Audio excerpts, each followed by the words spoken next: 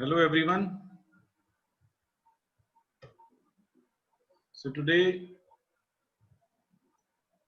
we are going to discuss the further topics from chapter Living Organisms and Their Surroundings.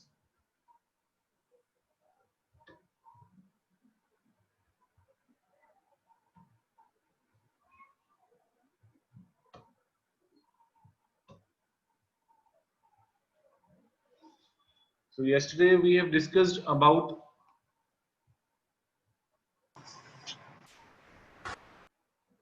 deserts. Now today we are going to discuss about the mountain region. So first of all, the animals in mountain region. We were discussing about that the animals are having that particular features which help them to survive in the particular regions. So animals which are living in mountain region, they are having some special features which are not present or which may be absent in the terrestrial animals. So first of all, you might have seen snow leopards is white in color. So its white color gives its adaptation that it can hide in the environment. And also it has thick fur which help it to protect from the cold. And its strong claws which help it to prevent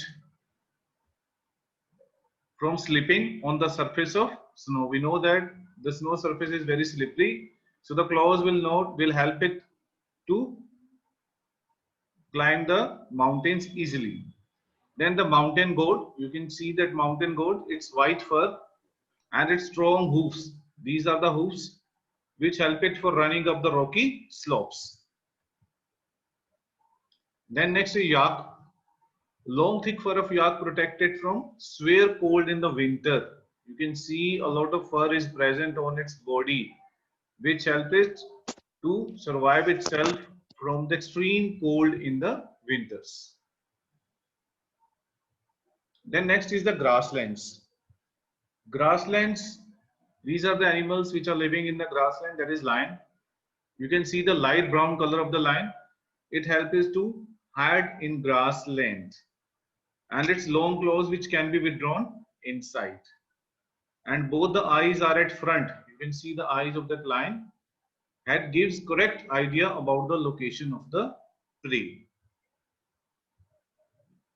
On the other side, deer. It can run faster to escape from the predators. Strong teeth, chewing hard stem. It helps you to chew the hard stem.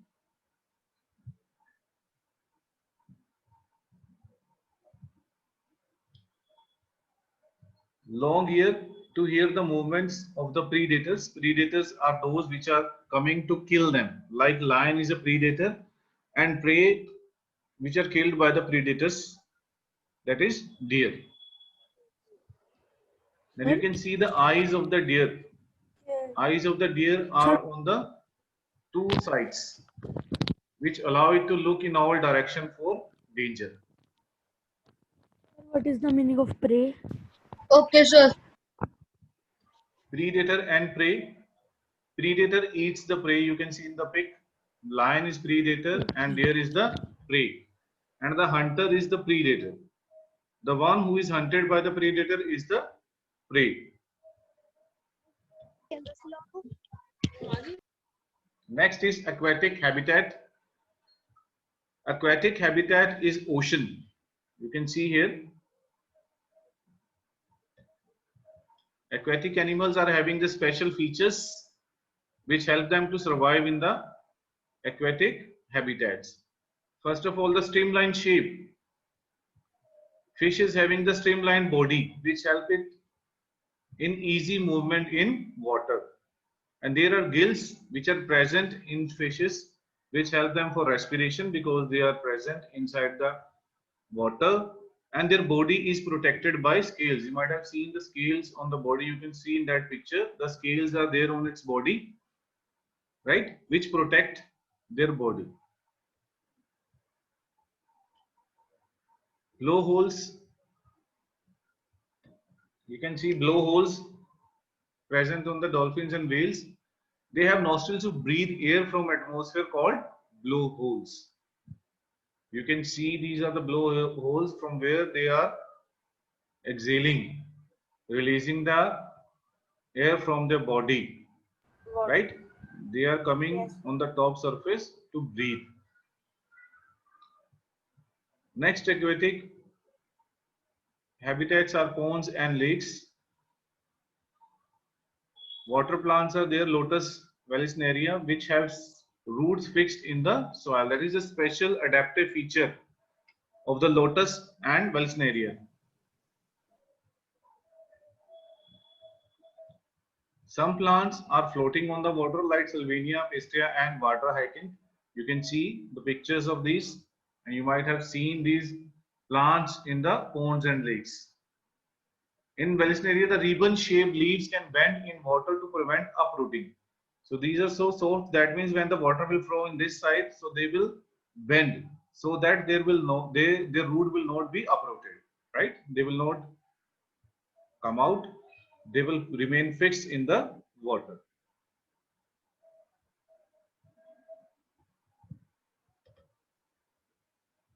Next, you can see the stem of lotus is hollow, long and light.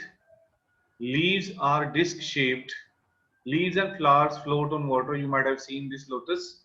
Leaves have waxy coating to prevent water stagnation. So you can see that water is not able to stagnate there. Means it will not be able to collect there. It will fall its own due to Sir, its what is waxy coating waxy on the coating? leaves. Sir, what is You can waxy see these coating? are the stem that is hollow. These are the holes which shows that it is hollow from inside. Leafy stalk is also filled with air to help it floating. Some plants remain submerged in the water, that is hydrilla plant. It remains inside the water.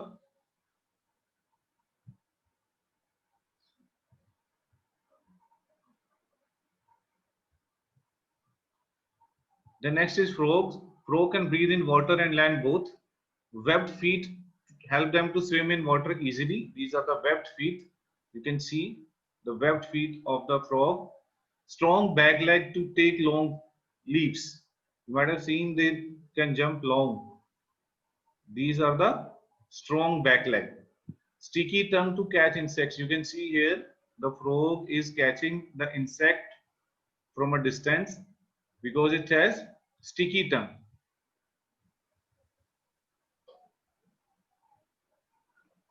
Then is the living organisms. We know that living organisms are those which show some features like all living things need food. Food is the source of energy. Living things grow. That is another feature of the living things. Living things respire. Both plants and animals do respiration. During respiration, oxygen is used and carbon dioxide is released. Very important, living things respond to stimuli. Respond to stimuli means whenever, suppose you are touching a hot cup of milk, immediately you remove your hand to take your hand back. Why? Because of stimuli and response. Stimuli is hot cup, response which the living organism can show only. Non-living organism cannot show. Even in the plants also, stimuli and response is there. You might have seen the plant of touch me not. When you touch the leaf of the touch me not plant, then the leaves gets folded. Why they get folded? Because they are showing stimuli response, respond to stimuli. Similarly, plants too respond to light. Some flowers like lily blooms at night, lotus blooms in daylight, right? So these are the features or the adaptations in the plants.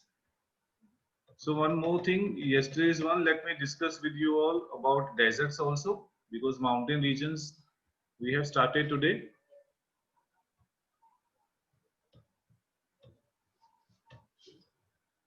Desert plants, adaptations of desert plants, that is cactus, we have already discussed yesterday, but just for better understanding, leaves are absent, reduced or modified into spines in the cactus. Stem is green and does photosynthesis. Stem stores water, so it is thick and fleshy. You might have seen the stem of the cactus plant. Deep root system to collect maximum water from the deep soil. And also the thick waxy layer on stem prevents water loss. There will be less transpiration as compared to the simple plants. Adaptation in desert animals, you might have seen this camel. Camel has long legs. You can see the long legs will keep its body away from the extreme hot sand. And also it's having hump. Here is that hump in which it stores food as fat, and it can store water in its body, and it can remain without water for many days. Hoof of camel, well suited for walking on sand. This is the hoof of the camel, because if rodent area, it's easy, make it easy for itself for movement. Long eyelashes, you can see the long eyelashes which prevent the sand from falling into the ice. Some animals remain in burrows during the day and comes out during nights. Yesterday we also discussed. So these are the desert animals in burrows, and at night they come out. Right? So that is all for this chapter. Apart from this, living organism also show reproduction. Reproduction means the producing young ones of their own kind. This is the only reproduction due to which a particular kind of animals are available on the earth. If they will not reproduce, then they will finish one day. Right? So that is all for this chapter. Now let's come back to our WhatsApp group for the discussion.